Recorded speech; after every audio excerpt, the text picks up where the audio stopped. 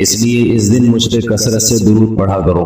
فإن صلاتكم معروضة علي، اس لیے کہ تمہارا درود مجھ تک پہنچایا جاتا ہے. صحابی نے پوچھا یا رسول اللہ کیف تعرض علیک صلاتنا وقد ارمت، ہمارا درود آپ تک کیسے پہنچایا جائے گا جبکہ آپ جب دنیا سے جائیں گے قبر میں جسم آپ کا ختم ہو جائے گا، ہمارا درود آپ تک کیسے پہنچے گا؟ تو آپ صلی اللہ علیہ وسلم نے فرمایا ان اللہ حرم علی الارض اجساد الانبیاء، اللہ تعالیٰ نے پیغمبروں کے جسموں پر زمین پر پیغمبروں کے جسموں کو حرام کر دیا. زمین کسی پیغمبر کے جسم کو کبھی ختم نہیں کرتی. تو یہ بھی امت کا اجماعی عقیدہ ہے کہ جتنے بھی انبیاء ہیں ان کے جسم بالکل سلامت رہتے ہیں. شہداء میں تو یہ بہت زیادہ مشاہدہ ہوتا ہے، بہت سارے شہداء کے جسم سلامت رہتے ہیں. ایک اور حدیث میں آپ صلی اللہ علیہ وسلم نے فرمایا من صلی علیہ صلاة صلی اللہ بہا عشرہ، جس نے مجھ پر ایک دفعہ درود بھیجا. درود کہتے ہیں نبی صلی اللہ علیہ وسلم کے لیے اللہ تعالیٰ سے خصوصی رحمت کی دعا کرنا. ایک ہوتا ہے عام دعا، کسی کے لیے بھی رحمت. صلاۃ کہتے ہیں خصوصی رحمت جو اللہ اپنے خاص بندوں پہ کرتا ہے. اس لیے صلاۃ کا جو لفظ ہے نا، یہ درود اور صلاۃ یہ پیغمبر کے علاوہ کسی کے لیے جائز نہیں ہے، کیونکہ یہ صلاۃ خاص کس کے خاصہ ہے؟ یہ پیغمبروں کا. اس لیے ہم اللہم صلی علی محمد تو کہہ سکتے ہیں لیکن یوں نہیں کہہ سکتے اللہم صلی علی فلان. وہ صلی جو ہے نا صلاۃ یہ خاص قسم کی رحمتیں ہوتی ہیں جو اللہ پیغمبروں پر بھیجتے ہیں. کبھی قرآن میں آتا ہے اولئک علیہم صلوات من ربہم ورحمہ، کہ جو لوگ صبر کرتے ہیں ان پر اللہ کی خصوصی رحمتیں بھی ہیں اور رحمت بھی ہے. تو پتہ چلا صلاۃ اور رحمت میں فرق ہے. صلاۃ اعلیٰ قسم کی رحمتوں کو کہتے ہیں. تو آپ صلی اللہ علیہ وسلم نے فرمایا جس نے میرے لیے ایک مرتبہ رحمت کی دعا کی، درود شریف پڑھا میرے لیے، تو اللہ اس پر 10 رحمتیں بھیجتے ہیں. اور جمعہ کا دن زیادہ فضیلت ہے درود شریف پڑھنے کی. البتہ یہ جو جمعہ کے دن میں حدیث مشہور ہے کہ 80 سال کی گناہ معاف ہوتے ہیں جمعہ کے دن درود پڑھنے سے، یہ حدیث سند کے لحاظ سے کمزور ہے. لیکن یہ جو میں نے حدیث پڑھی کہ جمعے کا دن سب سے بہتر دن ہے، فَأَكْثِرُوا عَلَيَّ مِنَ الصَّلَاةِ فِيهِ، لہذا اس دن مجھ پہ کثرت سے درود پڑھا کرو. یہ بالکل صحیح حدیث. جمعہ کے دن درود شریف کی اضافی فضیلت ہے. آج چونکہ جمعہ کا دن ہے اس لیے میں نے کہا کہ اس بارے میں تھوڑی سی بات کروں. اور حدیث میں آتا ہے رسول اللہ صلی اللہ علیہ وسلم نے فرمایا لا تجعلوا قبری عیدا وصلوا علی فإن صلاتکم تبلغنی حیث کنتم. میں میری قبر کو عیدگاہ نہ بناؤ. جیسے میلوں کی جگہ ہوتی ہے نا، میلے ٹھیلے، عید پہ جب سب لوگ جمع ہو کے خوشیاں مناتے ہیں، تو جیسے مزاروں پہ ہوتا ہے نا قوالیاں ہو رہی ہیں اور یہ میلے ٹھیلے ہو رہے ہیں آج کل دیکھا ہے. تو پہلے زمانے میں بھی جب کوئی نیک آدمی دنیا سے جاتا تھا تو لوگ اس کی قبر پہ دھرنے مار کے بیٹھ جاتے تھے اور وہ مجاور اور یہ سب جو ہمارے یہاں ہوتا ہے. وہ آپ صلی اللہ علیہ وسلم نے منع کیا کہ میری قبر کے ساتھ یہ کچھ مت کرو، البتہ مجھ پہ درود پڑھا کرو. اور فرمایا کہ تم جہاں سے بھی درود پڑھو گے یہ مجھ تک پہنچے گا. اور حدیث میں رسول اللہ صلی اللہ علیہ وسلم نے فرمایا ما من احد يسلم علی الا رد اللہ علی روحی فارد علیہ، جب بھی کوئی مجھ پر سلام بھیجتا ہے اللہ میری روح کو میرے جسم میں لوٹاتے ہیں اور میں اس کے سلام کا جواب دیتا ہوں. اب یہ کیسے ہوتا ہے؟ چونکہ یہ برزخ کی زندگی میں ہے لہذا اس کی کیفیات میں اور گہرائی میں جانے کی اجازت نہیں ہے. جیسے اللہ بہتر سمجھتے ہیں یہ ہوتا ہے، اس کی حقیقت کا ہمیں علم پوری طرح نہیں. برزخی زندگی ہے. اور حدیث میں آتا ہے رسول اللہ صلی اللہ علیہ وسلم نے فرمایا کہ رغم انف رجل ذکرت عنده فلم يصلي علی، اس شخص کی ناک خاک آلودہ ہو جائے جس کے سامنے میرا نام لیا جائے، میرا تذکرہ ہو اور وہ مجھ پہ درود نہ پڑھے. اور حدیث میں آپ صلی اللہ علیہ وسلم نے فرمایا البخیل من ذکرت عنده فلم يصلي علی، وہ شخص کنجوس ہے، بخیل ہے جس کے سامنے میرا نام آئے اور مجھ پہ درود نہ پڑھے.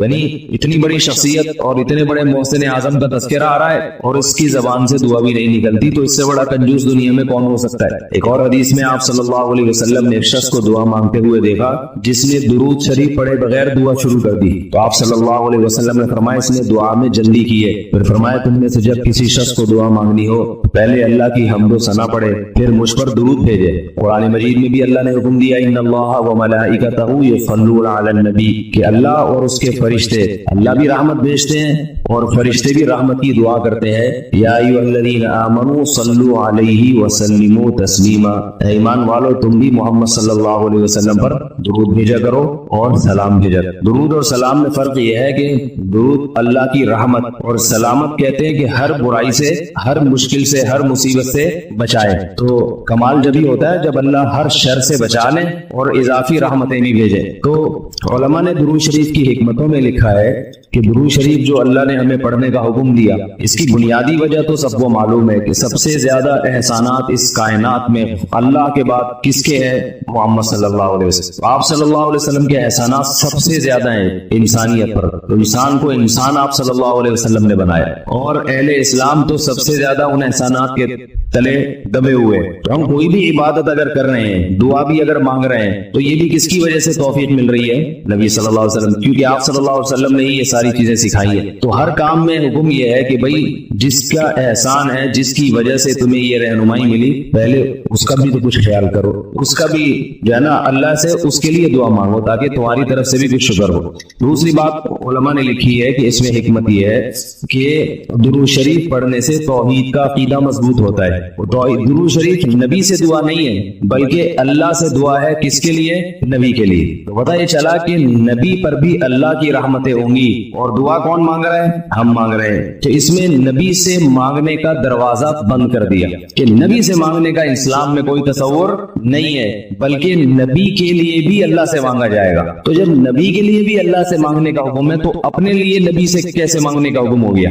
سمجھ میں آ رہی ہے بات کی نہیں آ رہی؟ یعنی نبی کے لیے بھی کس سے مانگنے کا حکم ہے؟ اللہ سے۔ تو اپنے لیے کس سے مانگیں گے؟ بطریق اولا، بطریق اولا ہم پھر اللہ سے مانگیں گے۔ تو اس سے عقیدہ توحید مضبوط ہوتا ہے۔ اور تیسری بات یہ کہ علماء نے لکھا ہے کہ جب درود شریف پڑھے تو اس نظریے سے نہ پڑھیں کہ نبی ہماری دعا کے محتاج ہیں، نبی اللہ کی رحمت کے تو محتاج ہیں، یہ تو درود شریف سے پتہ چلتا ہے، لیکن اللہ کی وہ رحمت اس وقت بھی ہوتی اگر ہم یہ دعا نہ مانگتے۔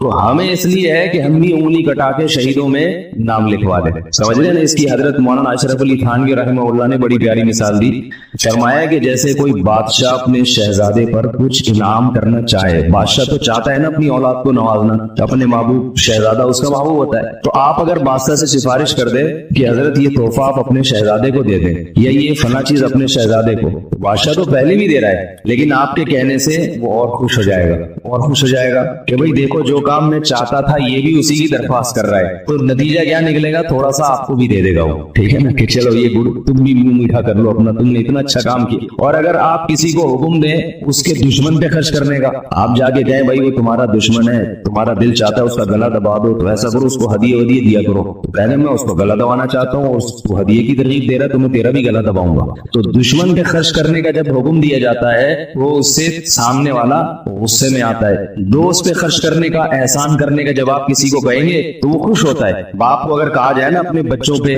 اور کھلائے کریں، بڑی خوشی ہوتی ہے، تو باپ کا دل اور سینہ اور چوڑا ہو جائے گا۔ تو ایسے ہی اللہ تعالیٰ کو اپنے رسول صلی اللہ علیہ وسلم سے محبت ہے، اللہ تو خصوصی رحمتیں بھیجیں گی، لیکن ہم اگر اللہ سے درخواست کر دیں گے کہ اللہ تو خصوصی رحمتیں بھیج، تو اس میں تھوڑی سی ہماری بھی کیا ہو جائے گی؟ دخل اندازی ہو جائے گی۔ اللہ تو ویسے ہی کر رہا ہے، اللہ کہے گا چلو تو نے بھی سفارش کر دی، ان پہ تو کریے نہ ہوں، یہ 10 رحمتیں تجھ پر بھی ہو جائیں گی۔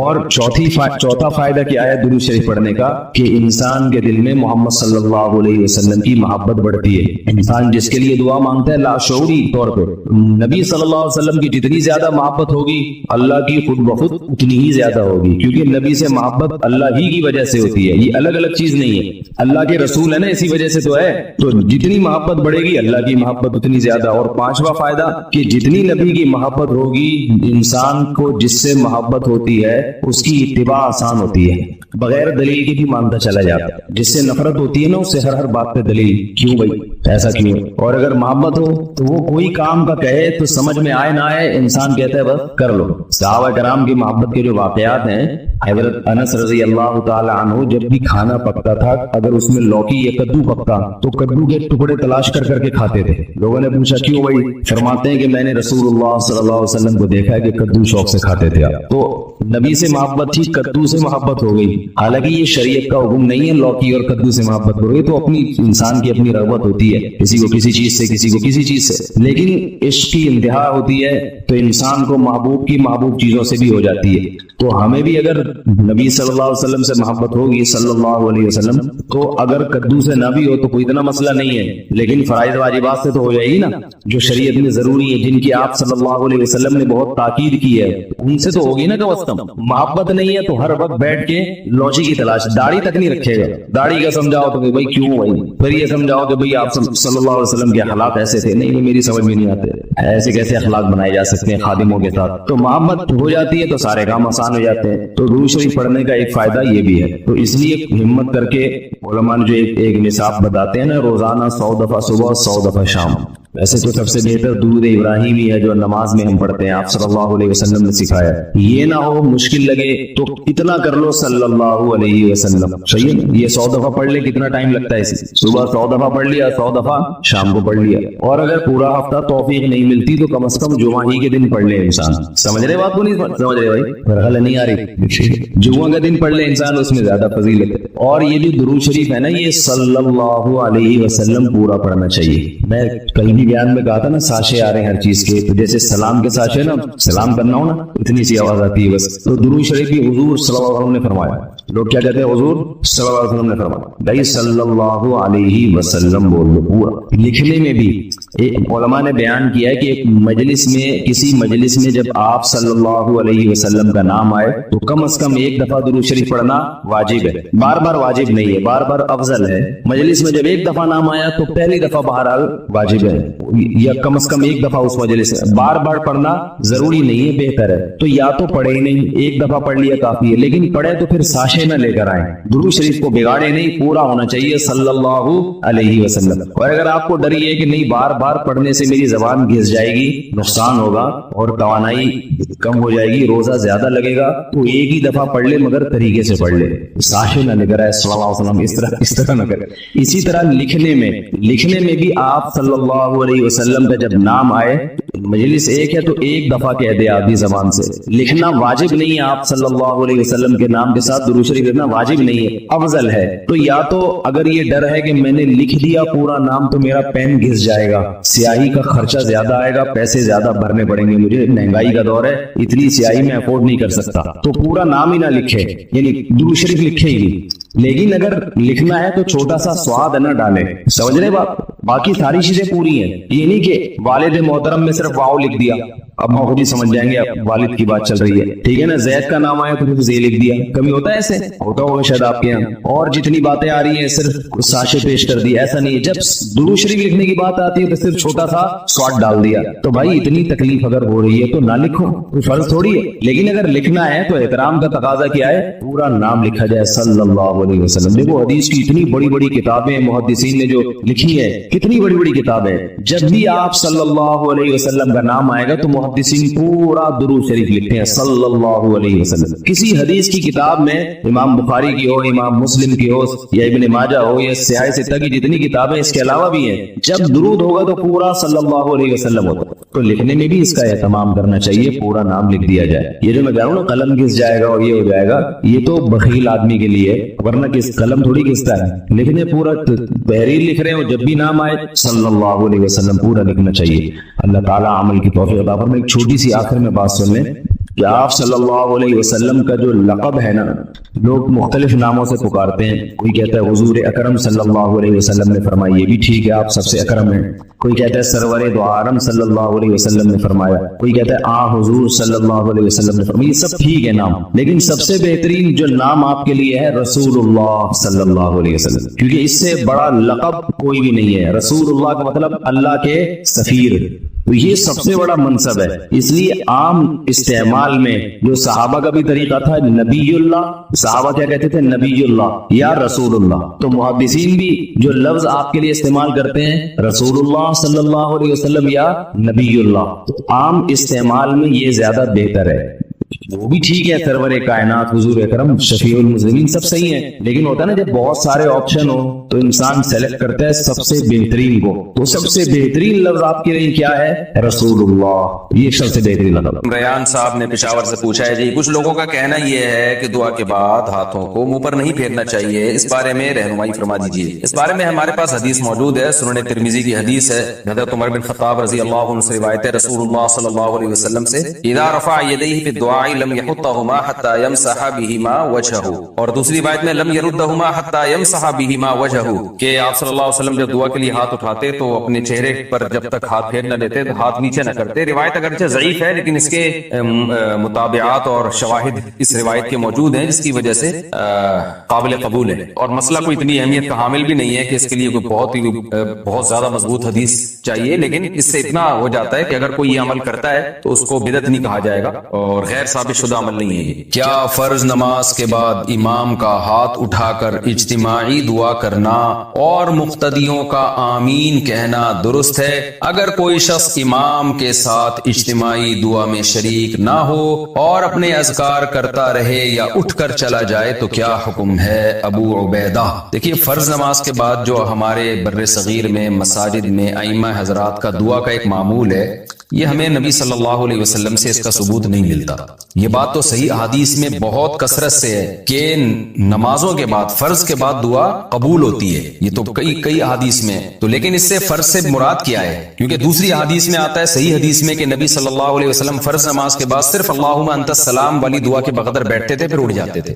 تو علماء نے تطبیق یوں دی ہے کہ فرض نماز کے بعد صرف اللہم انت السلام پڑھا جائے، پھر سنتوں کے بعد دعا مانگی جائے. اور وہ دعا بھی کیا ہے؟ وہ وظائف ہیں، کیونکہ ایک حدیث کی تشریح دوسری حدیث سے ہوتی ہے. حدیث میں آتا ہے نمازوں کے بعد دعائیں قبول ہوتی ہیں، لیکن وہ دعائیں خود نبی نے کیسے مانگی ہیں، صحابہ نے کیسے مانگی ہیں؟ تو ہمیں نہیں ملتا کہ نبی صلی اللہ علیہ وسلم فرائض کے بعد ایسے ہاتھ اٹھا کے دعا مانگا کرتے تھے اور صحابہ پیچھے آمین آمین کہتے تھے. ایسا نہیں ملتا ہمیں حدیث میں، نہ فقہ میں ملتا ہے، کہیں بھی نہیں ہے. ظاہر ہے حدیث میں نہیں ہے تو فقہ میں بھی نہیں ہے، کیونکہ فقہ تو قرآن و حدیث ہی سے مرتب کیا گیا ہے. تو اس لیے ہمیں جو دعائیں ملتی ہیں وہ وظائف ہیں، یعنی نبی نے آیت الکرسی پڑھی، اللہم لا مانع لما اعطیت ولا معطی لما منعت ولا ينفع ذا الجد منک الجد، مخصوص الفاظ کی دعائیں ہیں جو ہاتھ اٹھائے بغیر ہیں. تو اس لیے فرض نماز کے بعد صرف اللہم انت السلام پڑھنا چاہیے، پھر سنتیں پڑھیں، پھر یہ مخصوص وظائف پڑھیں.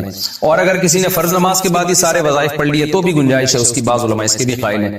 تو لیکن یہ جو فرائض کے بعد ہاتھ اٹھا کے پراپر طریقے سے امام دعا مانگ رہا ہے اور مقتدی بھی اس کے ساتھ اجتماعی دعا میں شریک ہے، یہ ہمیں قرآن و سنت میں نہیں ملتا اور اس کا معمول تو بالکل ہی نہیں ملتا. اگر نبی ہر نماز کے بعد ایسے کرتے تو ایک روایت نہیں کئی روایتیں ہوتی، کیونکہ یہ خود فقہ کا ایک پراپر اصول ہے جو فقہا نے لکھا ہے. خاص طور پر حنفی فقہا نے تو اس اصول کو بہت اہمیت دی ہے. وہ یہ ہے کہ اگر کوئی کام ایسا تھا جو نبی صلی اللہ علیہ وسلم کے دور میں کثرت سے کیا جاتا تھا تو اس کو اگر ایک ہی راوی نقل کر رہا ہے تو یہ خود اس حدیث کے یعنی اس کی علامت ہوتی ہے کہ یہ حدیث قابل قبول نہیں ہے، کیونکہ اتنی کثرت سے عمل ہوا ہے تو صرف ایک روایت کیوں ہے؟ تو ظاہر ہے پھر یا تو وہ یہ سمجھا جائے گا کہ نبی نے کبھی کبھار یہ کام کیا. اگر ایک روایت ملے گی تو یوں سمجھا جائے گا کبھی کبھار کیا، اس سے آپ معمول نہیں نکال سکتے کہ معمول تھا نبی صلی اللہ علیہ وسلم کا. تو کیونکہ بار بار ایک عمل ہو رہا ہے تو صرف ایک صحابی کیوں روایت کر رہے ہیں؟ تو صحابی سے تو غلطی نہیں ہو سکتی ہے، ممکن ہے صحابی سے جو آگے جس نے روایت کی ان سے غلطی ہوئی ہو. تو اس لیے ہمیں نہیں ملتا کہ نبی صلی اللہ علیہ وسلم فرائض کے بعد اس طرح ہاتھ اٹھا کے دعا مانگتے تھے.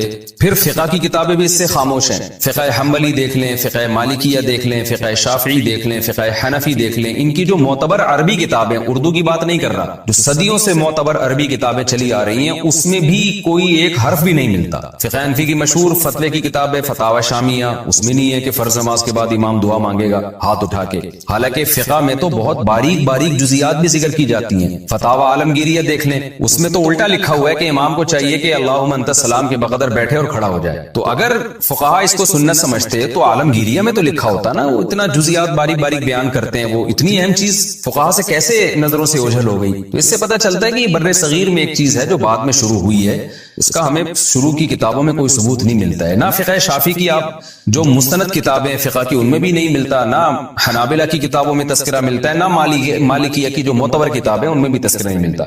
تو یہ اکثر اردو فتاوی میں یا بعد میں جو عربی کتابیں لکھی گئی ہیں جو ہمارے علماء نے لکھی ہیں ان میں کچھ انہوں نے لکھا ہے کہ کوئی روایات ایک آدھ روایات پیش کی ہیں جن کی سند میں بھی کچھ کلام ہے. تو اس لیے ہماری رائے میں یہی ہے. اور اس پر لوگ کہتے ہیں کہ میرا تفرد ہے، میں جمہور سے ہٹ کے بات کر رہا ہوں، ایسا نہیں ہے. حضرت مفتی محمد شفیع صاحب رحمۃ اللہ علیہ جو مفتی اعظم پاکستان تھے، ان کا پورا اس پہ ایک رسالہ ہے کہ وہ اسی میں یہی ثابت کیا کہ فرائض کے بعد یہ اجتماعی دعا ثابت نہیں ہے.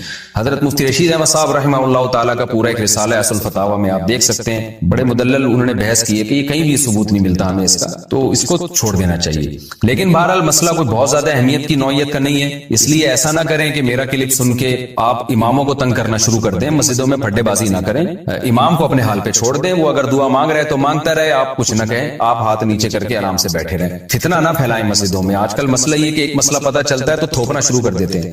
اگر امام ان علماء کو فالو کر رہا ہے جو اس دعا کے قائل ہیں تو اس کو کرنے دیں, آپ اس کو تنگ نہ کریں. بدعتی ہونے کا فتویٰ نہ لگائیں. یہ چھوٹی چھوٹی باتوں پہ بدعتی ہونے کا فتویٰ لگانا یا اختلاف کو حد سے بڑھانا یہ ٹھیک نہیں ہے. تو اس لیے مسئلہ سن لیا, بس خود عمل کر لیں. اگر کوئی دوسرا عمل کر رہا ہے ٹھیک ہے, نہیں کرے تو چھوڑ دیں. اس سے بڑے بڑے مسائل بہت ہیں آج کل, ان کو فوکس کرنا چاہیے, ان چھوٹے چھوٹے مسائل میں نہیں پڑھنا چاہیے. بس اپنی رائے کا اظہار کر دیں اور پھڈے بازی نہ کریں. تو یہ بہت امپورٹنٹ ہے. باقی یہ کہ آپ کو کیا کرنا چاہیے, آپ ہاتھ نیچے رکھ کے بیٹھے رہیں یا اپنا وظیفہ پڑھتے رہیں, ذکر کرتے رہیں اپنا, یہ ہاتھ نیچے رکھ کے بیٹھے رہیں, یہ بھی ٹھیک ہے. اٹھ کے نہ جائیں آپ. بعض لوگ کیا کرتے ہیں, ہمارا کلپ سن لیتے ہیں, اب امام اجتماعی دعا مانگ رہا ہے, وہ اٹھ کے ٹانگے کندھے پھلانگتے ہوئے جا رہے ہوتے ہیں, سب لوگ اسے مڑ مڑ کے دیکھ رہے ہوتے ہیں. تو یہ ایک اختلاف کی صورت پیدا کرنا مسجد میں, یہ ٹھیک نہیں ہے. بھئی عوام کو کیا پتا, عوام تو بیچاری امام کو دیکھ رہی ہے اور امام صاحب نے کسی مولانا سے فتویٰ لیا ہوا ہے تو وہ عمل کر رہے ہیں. تو آپ ایک اختلاف کا مسجد میں ماحول پیدا نہ کریں, آپ گردن نیچے جھکا کے بیٹھے رہیں آرام سے. ایسا نہ کریں کہ امام دعا مانگ رہے ہیں اور آپ ہر نماز میں نا اس طرح لوگ پھلانگنا شروع کرتے ہیں, پھر سب لوگ مڑ مڑ کے دیکھ رہے ہوتے ہیں, پھر پوچھتے ہیں کیوں کر رہے ہو, آپ جواب دیتے ہیں بدعت ہے. پھر ایک نئی جنگ اور ایک مناظرے بازی کا ایک آغاز شروع ہو جاتا ہے. تو اس لیے تمیز سے منہ نیچے کر کے بیٹھ جائیں, جب دعا ختم ہو جائے تو تمیز سے گھر چلے جائیں. تو چھیڑ چھاڑ نہ کریں مسجدوں میں, اللہ کا واسطہ. پہلے کم پھڈے ہیں, جو مزید پھڈے ہم شروع کریں. تو اس لیے نہ امام کو تنگ کریں نہ مقتدیوں کو تنگ کریں, تمیز سے منہ نیچے کر کے بیٹھے رہیں. اور کبھی کبھار دعا میں شرکت کر لیں تو بھی کوئی حرج نہیں ہے, کبھی کبھار تو جائز ہے. اس کو معمول بنا لینا جس سے لوگ اس کو سنت سمجھیں, اس پر ہمیں اعتماد نہیں ہے, ہم اس طریقوں کو ٹھیک نہیں سمجھتے. مفتی طارق مسعود صاحب کے بیانات سننے کے لیے youtube.com/مفتی طارق مسعود کو سبسکرائب کریں. اور اگر آپ لائیو ویڈیو کو کبھی بھی مس نہیں کرنا چاہتے ہیں تو سبسکرائب کرنے کے بعد بیل آئیکن پہ کلک کرنا مت بھولیں. جزاک اللہ. بعض مذہبی رہنماؤں نے غلو کیا اور تمام خواہشات سے کنارہ کشی کو دین کا نام دیا. عیسائیوں میں ایسا بہت ہوتا تھا کہ تمام خواہشات کو چھوڑ کے جنگل میں نکل جاتے تھے, سب سے کنارہ کشی اختیار کرتے تھے. اس کو نام دیتے تھے تقویٰ کا. اسے کیا نام دیتے تھے؟ تقویٰ. بس دنیا سے بے رغبتی ہر چیز میں. اسلام میں تقوی کا یہ مفہوم نہیں ہے, اسلام میں تقوی کا یہ مطلب نہیں ہے. تقویٰ کا مطلب ہے ان چیزوں سے بچنا جن چیزوں سے بچنے کا اللہ نے حکم دیا ہے.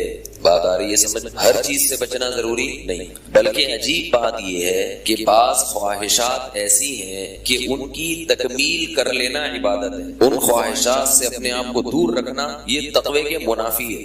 ہر خواہش سے اجتناب کرنا یہ تقویٰ نہیں ہے, اور بلکہ اس کے برعکس ہے کہ بعض خواہشات ایسی ہیں کہ ان کی تکمیل کر لینا کیا ہے؟ تقویٰ ہے. دیکھو افطار کے وقت آپ کا افطاری کرنے کا دل چاہتا ہے کہ نہیں چاہتا؟ تو تقوی کا تقاضا کیا ہے کہ اس دل کی چاہت پر آپ عمل کریں یا بچیں. بول لیں گے نا تو بات فائدہ ہوگا بہت انشاءاللہ. بولنے کا دل تو نہیں چاہتا, لیکن تقویٰ یہ ہے کہ بول لیں.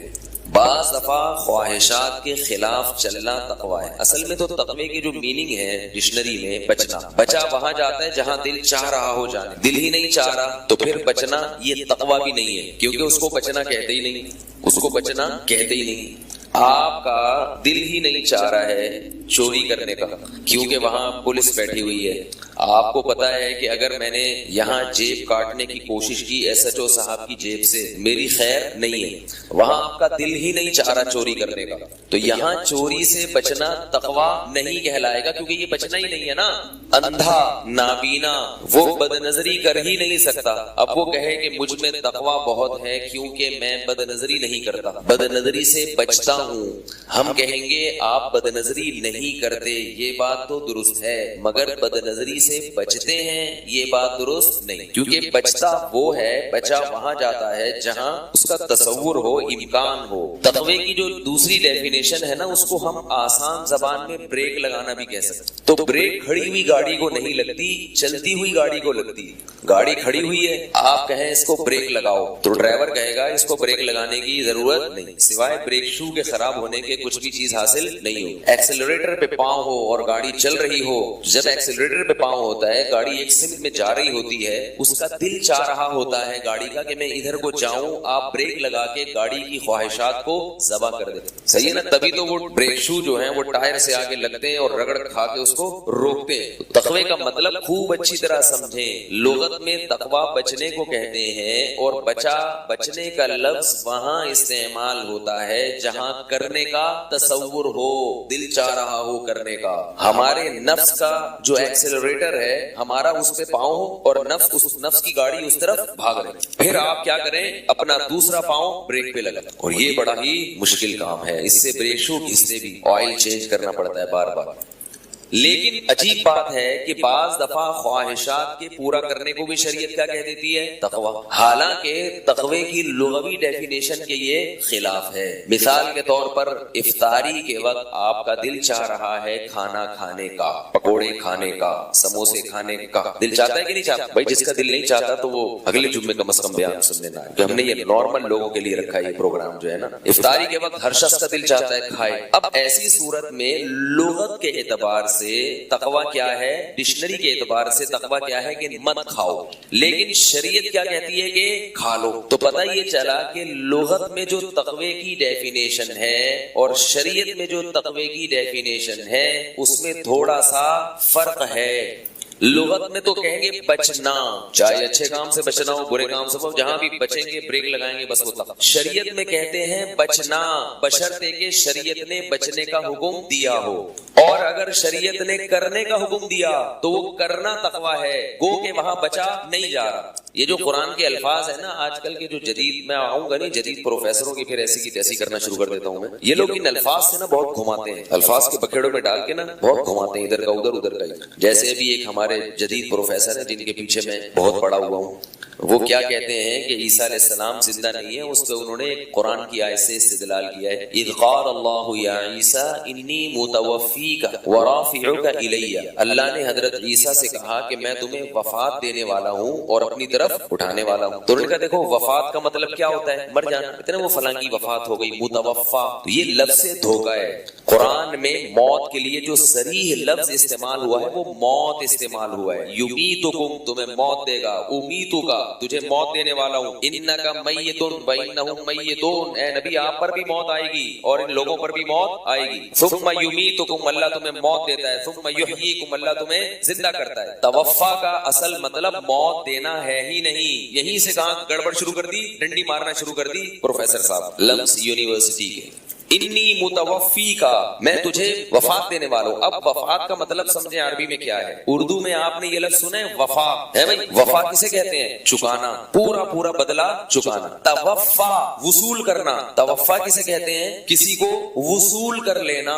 ایک ہوتا ہے جیسے کروما, اس کا مطلب ہے عزت دار ہونا, اکرما عزت دینا. عربی میں نا الفاظ کی چینجنگ سے اس طرح سے معنی میں چینجنگ پیدا ہوتی ہے. تو وفا یا اوفا اس کا مطلب چکانا, بدلہ چکانا, یہ کسی کو دے دینا اس کا حق. اور توفا وصول کر لینا. اب چونکہ میت میں بھی بندہ وصول ہو جاتا ہے اس لیے اس کو بھی قرآن نے مجازن توفا سے تعبیر کیا. اور بعض دفعہ آپ کسی کی باڈی کو اپنی طرف لے آئیں, اس کو بھی کیا کہتے ہیں, وصول. تو اللہ نے حضرت عیسیٰ کے بارے میں یہ ہرگز نہیں کہا کہ اے عیسیٰ میں تجھے موت دینے والا ہوں. اللہ نے کہا اے عیسیٰ متوفی کا, میں تجھے اپنی طرف وصول کرنے والا ہوں, لینے والا ہوں اپنی طرف. اب اس میں دونوں احتمال ہیں کہ یہ لینا کسی کو موت دے کے بھی ہو سکتا ہے اور یہ لینا کسی کی زندگی میں بھی ہو سکتا ہے. دوسری آیت سے قرآن سے پتہ چلتا ہے اور احادیث سے کہ یہ موت والا لینا مراد نہیں تھا, یہ باڈی سمیت وصول کرنا ہے. لفظ کے دو مطلب ہیں, دونوں مطلب اس کے نکلتے ہیں, باڈی سمیت لے لینا بھی اور صرف کسی کی روح کو قبض کر لینا بھی. اور یہ دونوں مطلب قرآن میں استعمال ہوئے ہیں.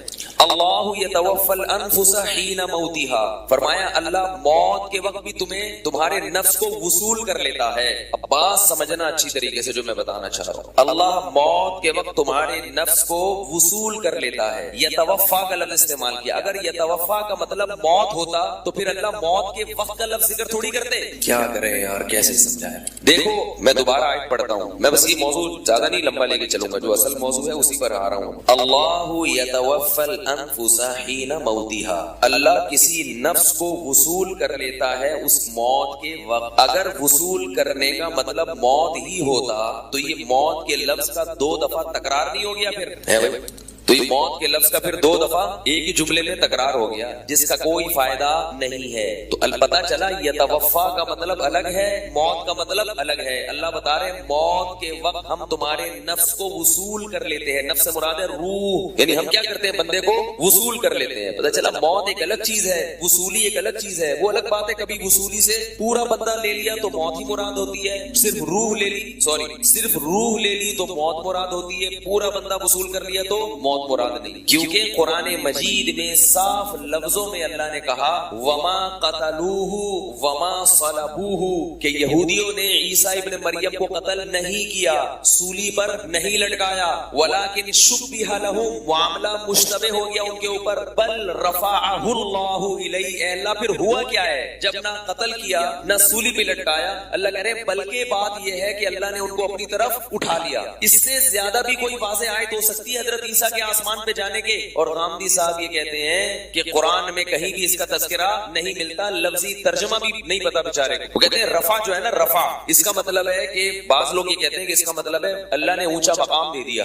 تو اللہ نے اونچا مقام دینا ہوتا تو اللہ پہلے قتل کی نفی کر رہے ہیں، پھر اللہ یہ بھی نفی کر رہے ہیں کہ سولی پہ بھی نہیں لٹکایا، پھر کہہ رہے ہیں کہ سوال پیدا تھا ہوا کیا ہے؟ اللہ کہہ رہے ہیں کیا ہوا ہے، اٹھا لیا میں نے اپنی طرف. موت دے کے اٹھایا ہوتا تو قتل کی نفی سولی کی نفی نہ ہوتی. نہیں یاری میرا خیال ہے. دوسری بات یہ ہے کہ یہ جو استدلال کیا جاتا ہے اذ قال اللہ یا عیسیٰ، جب اللہ نے کہا کہ اے عیسیٰ انی متوفیکا، میں تجھے وصول کر لوں گا، میں تجھے وصول کر لوں گا.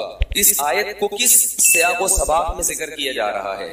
یہودی حضرت عیسیٰ کو قتل کی دھمکیاں دے رہے تھے. اللہ نے کہا کہ میں تمہیں اپنی طرف وصول کر لوں گا، ورافعک الیہ، اپنی طرف اٹھا لوں گا، ومطہرک من الذین کفروا، اور کافروں سے پاک کر دوں گا، بچا لوں گا. تو اگر موت دے کے اپنی طرف اٹھانا تھا تو یہ جملہ تسلی کا ہوا. بھائی ایک بندہ آپ کے پاس آیا، اس کے قریب کوئی دوسرا آیا اس کو قتل کرنے کے لیے، آپ کہہ رہے ہیں بے فکر رہے، میں تجھے بے فکر رہا، میں تجھے اپنی طرف بلا لوں گا اور تجھے ان سے بچا لوں گا. آپ کہتے ہو کیسے بچا لو گے؟ بولتے موت دے کے، جب مر جاؤ گے تو بچ جاؤ گے. تو کہتے وہ بھی تو یہی کام کرنے آ رہے ہیں. اتنی بھی سینس نہیں ہے کس میں لمس یونیورسٹی کے پروفیسر میں اور لوگوں کو بیٹھ کر میڈیا پہ الو بنایا جا رہا ہے. اور ہمارے جو یونیورسٹیوں کا طبقہ ہے جو دین سے بالکل جاہل ہے، جن کو علماء کی اتباع کرتے ہوئے شرم آتی ہے، حیا آتی ہے، وہ ان کے پیچھے بھاگ رہے ہیں، اپنے بنیادی عقائد سے ہٹ رہے ہیں، الٹے لٹکے ہوئے ہوگے قیامت کے دن. بتا رہا ہوں میں اسلام میں جو بیسک عقائد ہیں ان پہ کوئی کمپرومائز نہیں ہے. ابھی ایک نئی فلم بھی آئی ہے مارکیٹ میں ان کی، وہ یہ آئی ہے کہ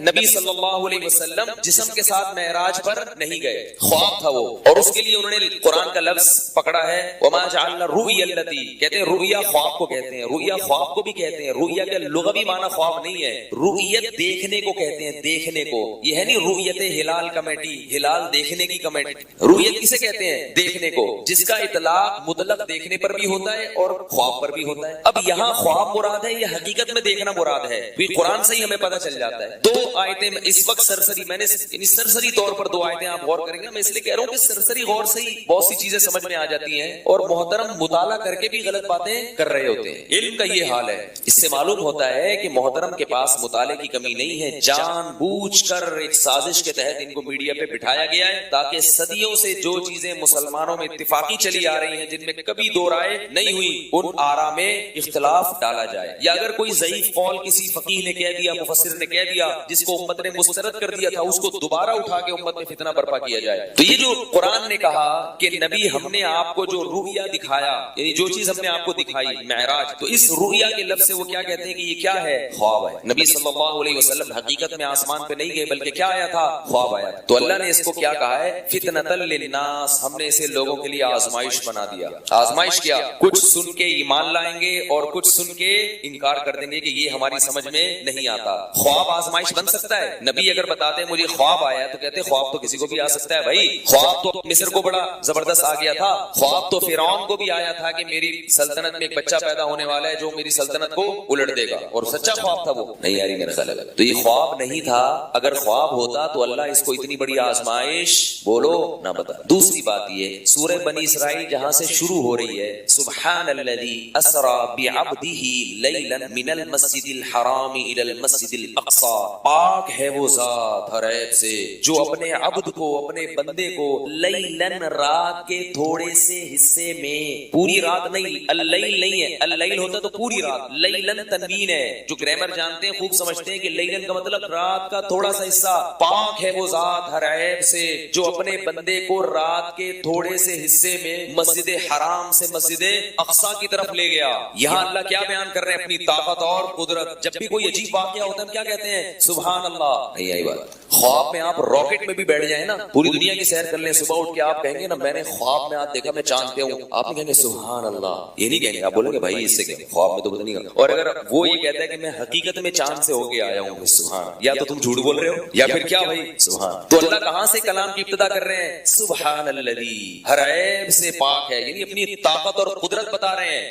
طاقت اور قدرت، میری اتنی بڑی قدرت اور طاقت ہے کہ اپنے بندے کو میں رات کے تھوڑے سے حصے میں مسجد حرام سے مسجد اقصی کی طرف لے کر گیا، اور رات کا تھوڑا سا حصہ اپنی طاقت اور قوت کو سمجھانے کے لیے۔ خواب کے لیے یہ بتانا ضروری نہیں ہے کہ رات کے تھوڑے سے حصے میں نے یہ کیا، خواب میں رات کے تھوڑے سے حصے میں ہو یا ساری رات ہو، اس سے کوئی فرق نہیں پڑتا۔ اللہ بتا رہے ہیں کہ پوری رات بھی نہیں، رات کے تھوڑے سے حصے میں اپنے پیغمبر کو کہاں لے کر گیا ہوں؟ مسجد حرام تک۔ سمجھ رہے ہو بات کو کہ نہیں سمجھ رہے؟ اب آپ اس میں کہہ سکتے ہیں کہ ممکن ہے کوئی نئی فلم آئے مارکیٹ میں اور وہ کہے کہ بھئی یہاں سے وہاں تک تو قرآن سے جانا ثابت ہے، آسمانوں میں جانا قرآن سے ثابت، بھئی مسجد حرام سے مسجد اقصی تک تو جانا مان لیا، باقی خواب تھا۔ تو اللہ کے بندو کہ جو اللہ رات کے سیکنڈ کے اتنے سے حصے میں اتنا لمبا سفر محمد صلی اللہ علیہ وسلم کو کرا سکتے ہیں، ان کو پھر آگے لے جانے کے لیے خواب دکھانے کی کیا ضرورت؟ اور یہ واقعہ ایک ہی رات میں ہوا ہے، تو یہ عجیب بات ہے کہ آدھا کام تو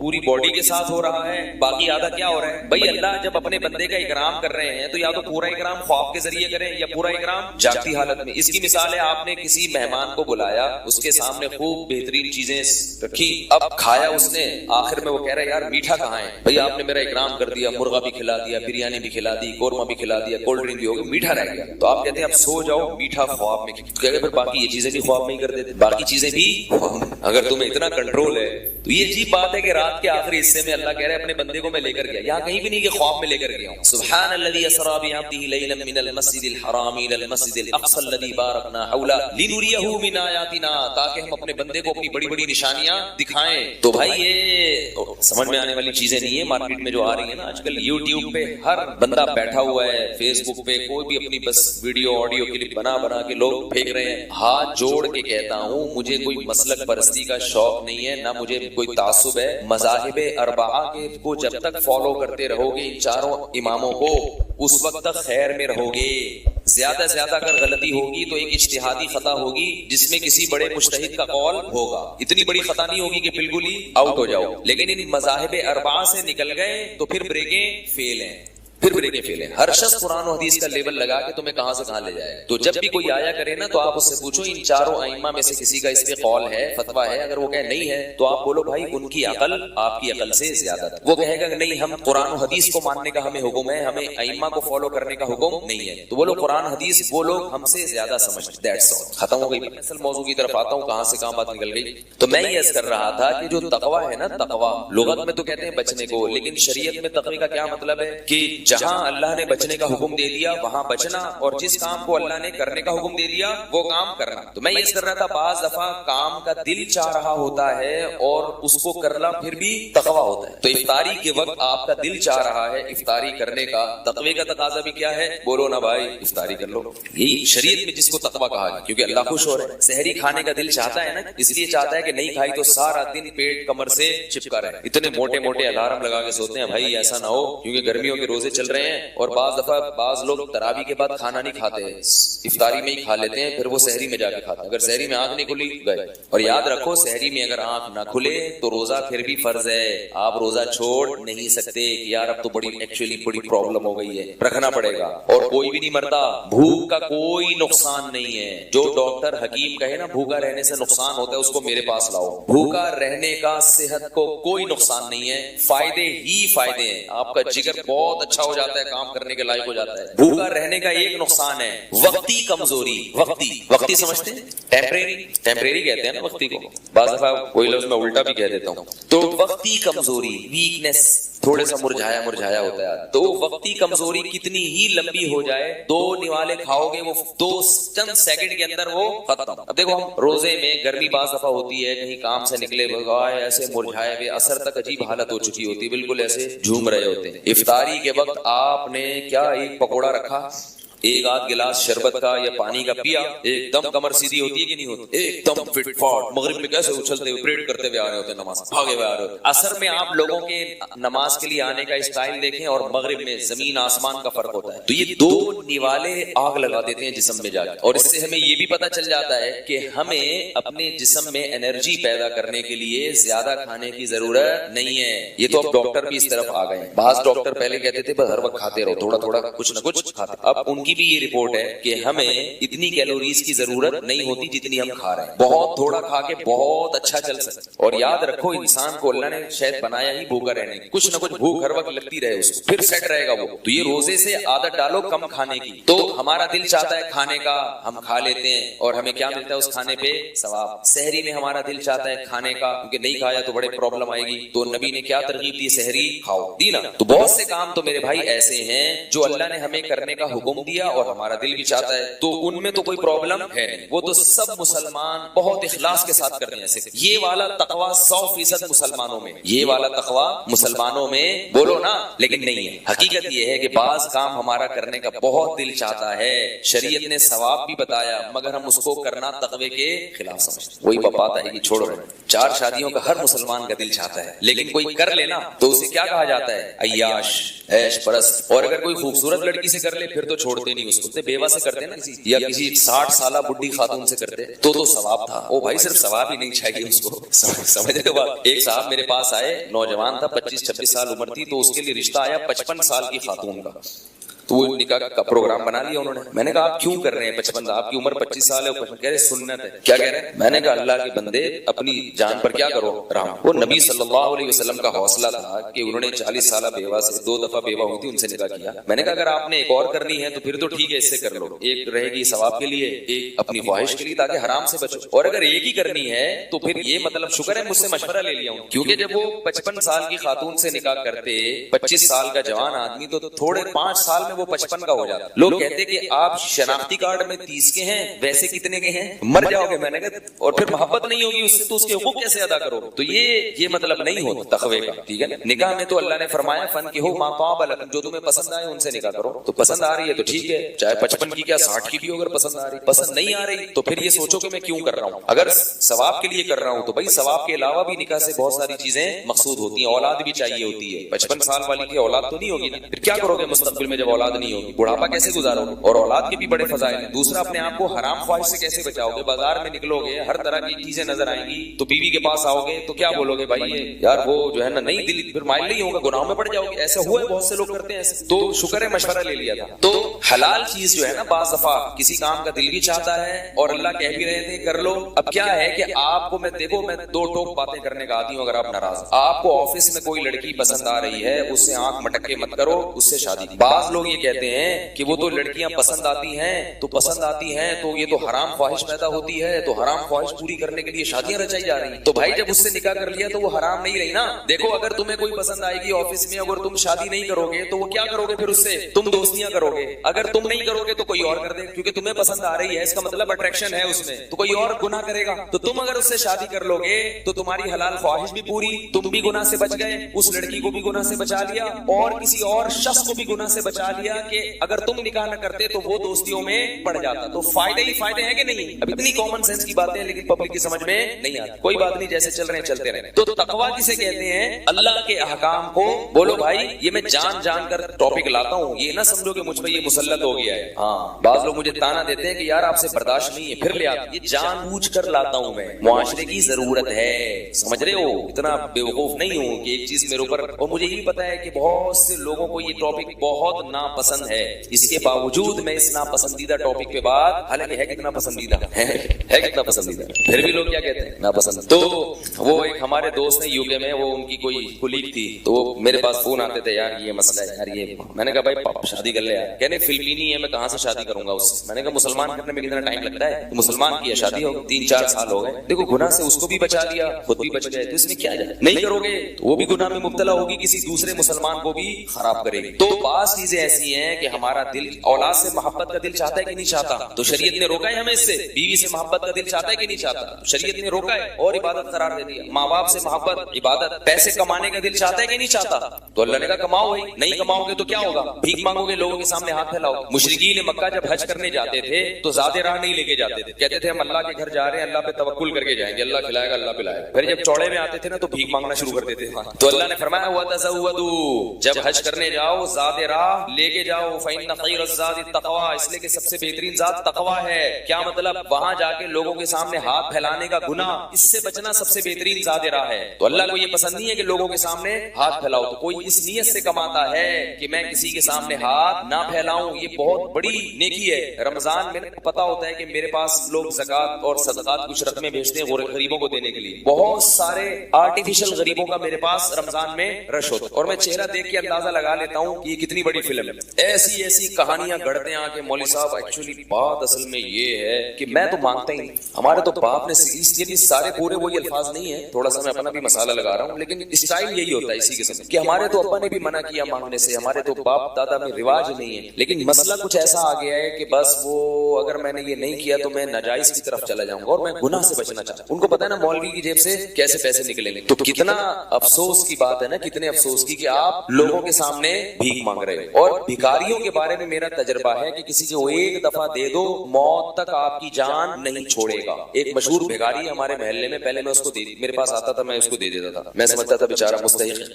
کسی نے بتایا کہ یہ میرے پاس بھی آتا ہے, یہ فلاں کے پاس. پہلے میں سمجھتا تھا کہ یہ بھکاری نہیں ہے, تم میرے سے اس خصوصی تعلق ہے, تو اس بیس پر وہ شو بھی یہی کرتا تھا. پتا چلا کہ محلے میں ہر ایک کے سامنے اس نے یہی شو کیا کہ میں بھکاری نہیں ہوں, آپ سے خصوصی تعلق کی بیس پر آپ کے سامنے اپنی حاجت کر رہا ہوں. تو مخصوص ڈریس ہوتا ہے لوگوں کا, پھٹے پرانے کپڑے ہوتے ہیں, چاہے یہ کروڑوں روپے کے مالک بھی ہوں, پھر بھی دھوتی بنیان میں ہی گھومیں گے. تو اللہ نے کیا فرمایا کہ بہترین ذات کیا ہے, تقویٰ. تو پیسے کمانے کا دل چاہتا ہے نا, یہ بھی تقویٰ ہے. کماؤ بھائی, اللہ نے کب روکا ہے, لیکن حلال کماؤ. بہت سارے کام ایسے ہیں جو ہمارا دل چاہتا ہے. اچھا, بعض چیزیں تقوی میں ایسی بھی ہیں کہ ہمارا دل نہیں چاہتا کہ ہم نہیں کریں. تقویٰ بھی یہی ہے کہ نہیں کرو, لیکن پھر بھی ہم کرتے ہیں. جب میت ہو جائے تو دل چاہتا ہے کہ پیسے اڑائیں, اتنی محنت سے ہم نے جو پیسے کمائے ہیں وہ دیگوں میں اڑا دیں. دل چاہتا ہے, کسی کا دل نہیں چاہتا, لیکن ہم پھر بھی اڑاتے ہیں. ہمارا دل نہیں چاہتا کہ ہم پیسے اڑائیں. اللہ بھی کہتے ہیں کہ نہیں اڑاؤ, مگر ہم اپنے نفس کی خواہش کے خلاف چل کے گناہ کر رہے ہو. اللہ کے بندوں, کم از کم وہ گناہ تو چھوڑ دو جن کا دل ہی نہیں چاہتا, ٹھیک ہے نا. وہ گناہ تو چھوڑ دو جن کا دل چاہتا ہی نہیں ہے. وہ گناہ کرو جس کا دل چاہتا ہے, سزا تو اس کی بھی ہے, لیکن مزہ بھی تو ہے نا. ایک گناہ ہے جس کا دل نہیں چاہ رہا, پھر بھی کر رہے ہو. خام خواہ کی ٹھکائی, یہاں بھی ٹھکائی اس لیے کہ دل نہیں چاہ رہا, اور وہاں بھی ٹھکائی. کسی کا دل نہیں چاہتا اپنا پیسہ اڑانے کا, اسراف کرنے کا. پیسہ سب کو عزیز ہوتا ہے اور ہونا بھی چاہیے, اللہ کی بہت بڑی نعمت ہے. اس سے بہت سارے کام بن جاتے ہیں انسان کے, دین اور دنیا دونوں کے کام بنتے ہیں پیسے سے. حکیم العلماء مولانا اشرف علی تھانوی رحمہ اللہ نے لکھا ہے کہ پیسے کو معمولی نعمت نہیں سمجھنا چاہیے, بہت بڑی نعمت ہے. ہاں, اگر اللہ نے کسی کو نہیں دیا تو صبر کرے, پھر وہ غربت والی نعمت کو سوچے کہ نبی صلی اللہ علیہ وسلم کو اللہ نے مسکین بنایا تھا, لیکن جب ہے اس کو ضائع. اگر پیسہ کم درجے کی نعمت ہوتا تو اللہ اس کو اڑانے کی اجازت دیتے کہ یہ تو کچھ بھی نہیں ہے, اڑا کے ختم کر دو. اسراف کو اللہ نے کتنا کبیرہ گناہ قرار دیا, کتنا کبیرہ گناہ قرار دیا. تو کسی کا بھی دل نہیں چاہتا فضول اڑائے, مگر پھر بھی نہ چاہتے ہوئے اڑاتے ہیں, شادیوں میں, دعوتوں میں, پھر بعد میں خود ہی بیٹھ کے رو رہے ہوتے, ہائے یہ کیا ہو گیا, ہائے. 2 دن کی خاطر نا پبلک کو خوش کرنے کے لیے مہندی مایوں, 1 ہفتے کی وہ شادی کی پوری ہوتی ہے,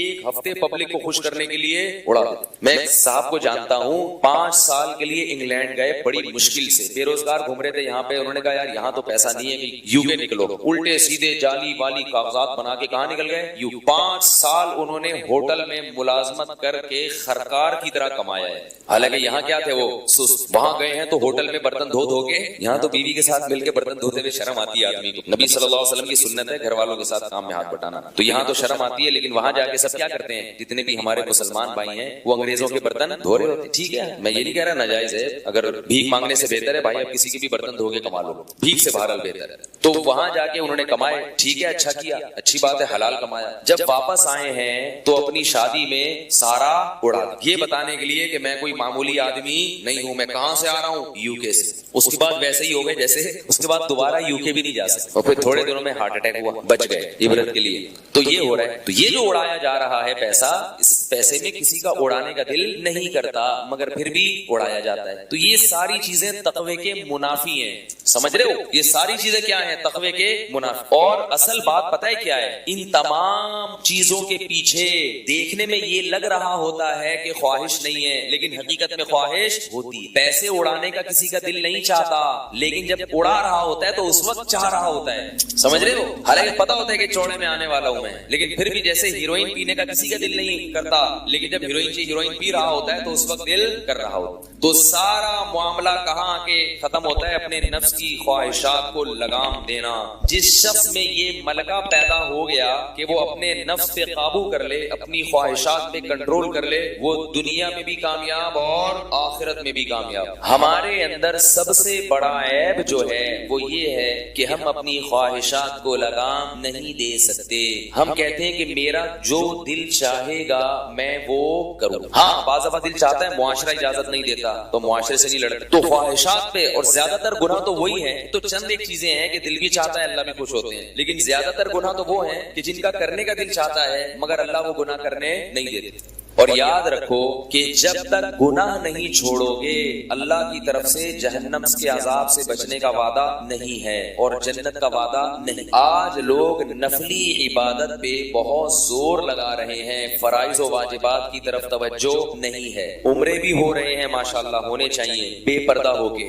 خواتین ہم سے پوچھتی ہیں کہ عمرے میں چہرے پر چادر کا لگنا ناجائز ہے، لہذا ہم چہرہ کھول کے جاتے ہیں۔ جوان لڑکی چہرہ کھول کے جائے گی، اس میں فتنہ ہے یا نہیں ہے؟ یہ عمرہ کرنے جا رہی ہے، یہ مردوں کو فتنے میں مبتلا کرنے جا رہی ہے۔ بعض لوگ کہتے ہیں وہاں کا ماحول ایسا ہے، مکہ مدینہ، وہاں اگر لڑکیاں چہرہ کھول کے بھی گھومیں گی تو اس سے کوئی فرق نہیں پڑتا، وہاں کوئی لڑکیوں کو دیکھنے نہیں جاتا، وہاں تو اللہ کے گھر کو دیکھنے جاتے ہیں۔ خواتین بھی یہ دلیل لیتی ہیں۔ میں اس کا جواب یہ دیتا ہوں کہ کیا اللہ کے گھر میں مرد نہیں رہتا؟ بولو نا بھائی، کیا مسجد نبی میں مرد جانے کے بعد آدمی نہیں رہتے؟ وہ کچھ اور بن جاتے ہیں، مخنث بن جاتے ہیں وہ، ہے بھائی؟ کیا مسجد نبوی میں یا مسجد حرام میں طواف کے دوران آدمی نہیں رہتا؟ کیا طواف کے دوران آپ کو بھوک لگتی ہے؟ اگر کوئی کھجور پیش کرے تو کھا لو گے نا اگر بھوک لگ رہی ہو؟ طواف کے دوران پیاس لگ رہی ہوتی ہے بعض دفعہ تو لوگ پانی پیش کرتے ہیں، فوراً دل چاہتا ہے لپک کے، بولو نا بھائی، شرماؤ نہیں، دل چاہتا ہے نا پی لو۔ تو یہ کیا بات ہے کہ طواف کے دوران لڑکی نظر آئے گی اور آپ کا دل نہیں چاہے گا اس کی طرف مائل نہیں ہوگا کیونکہ اللہ کا گھر ہے؟ تو اللہ کا گھر ہونے سے یہ تھوڑی لازم آتا ہے کہ آپ آدمی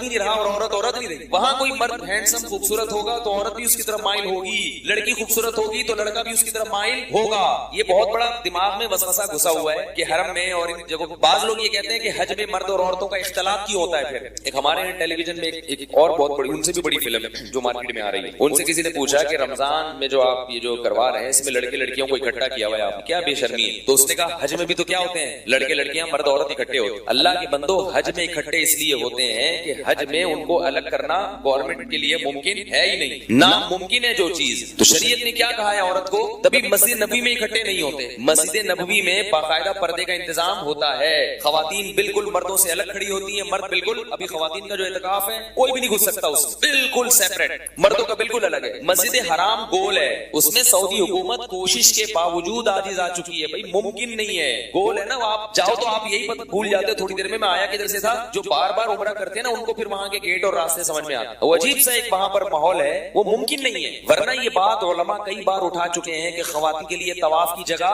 الگ ہونی چاہیے، اور نماز میں شریعت نے کیا کہا ہے کہ خواتین صفوں کے بالکل پیچھے کھڑی ہوں تاکہ مرد اور عورت کا اختلاط نماز میں بھی نہ ہو، ورنہ نماز میں آپ